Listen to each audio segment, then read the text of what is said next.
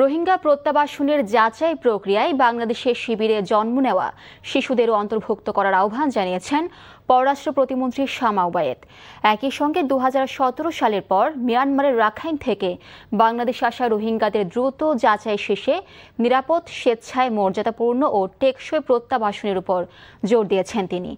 অন্যদিকে আইনমন্ত্রী ব্যারিস্টার মোহাম্মদ আসাদুজ্জামান বলেন, রোহিঙ্গা সংকট মোকাবেলায় সবার আগে দেশের মানুষকে এক কাতারে দাঁড়াতে হবে।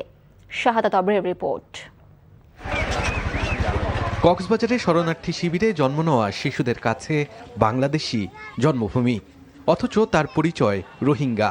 সামনে তাই বড় প্রশ্ন, মিয়ানমারে প্রত্যাবর্ষণের সময় এই শিশুদের ভাগ্যে কি আছে? রাজধানীর একটি হোটেলে অক্সফাম ও ডিকেব আয়োজিত সেমিনারে এই প্রশ্নই সামনে আনেন পররাষ্ট্র প্রতিমন্ত্রী শামা ওবায়েদ। রোহিঙ্গা প্রত্যাবর্ষণে যাচাই প্রক্রিয়ায় বাংলাদেশে জন্ম নেওয়া শিশুদেরও অন্তর্ভুক্ত করার আহ্বান জানান তিনি। We therefore urge our international partners do not let humanitarian fatigue become humanitarian abandonment.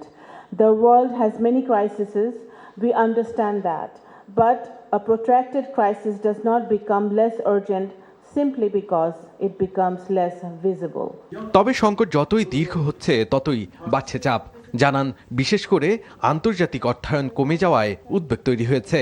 বলেন, রোহিঙ্গা জনগোষ্ঠীদের ফেরাতে দ্বিপাক্ষিক সহ সব ধরনের চেষ্টা করছে সরকার। But responsibility sharing must mean more than expressions of sympathy, more than statements of solidarity.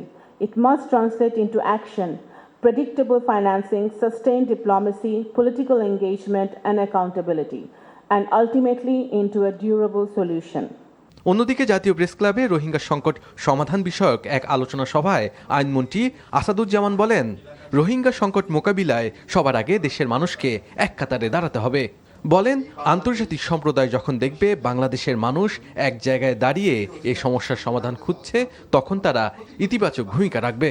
আমাদের কাছে বাংলাদেশের ভূখণ্ডের অখণ্ডতা রক্ষা করাই সবচেয়ে বড় ইস্যু, এবং সেইটা রক্ষা করতে যে সিকিউরিটি পার্সপেক্টিভটাকে হয়তো আমরা গুরুত্ব দিচ্ছি, কিন্তু আমরা ডিপ্লোম্যাটিক পাসপোর্ট এবং সোশ্যাল কনটেক্সটটাকে কখনোই বাইপাস করছি না। একই সাথে আমরা মানবাধিকারকে সর্বোচ্চ গুরুত্ব দিচ্ছি। রোহিঙ্গা সংশ্লিষ্টরা বলেন, বাংলাদেশ আশ্রয় ও মানবিক সহায়তা দিতে পারে, কিন্তু যে সংকট বাংলাদেশ সৃষ্টি করেনি তার স্থায়ী সমাধান একা বাংলাদেশের পক্ষে দেওয়া সম্ভব নয়। শাহাদাত অভ্র, এনটিভি নিউজ, ঢাকা।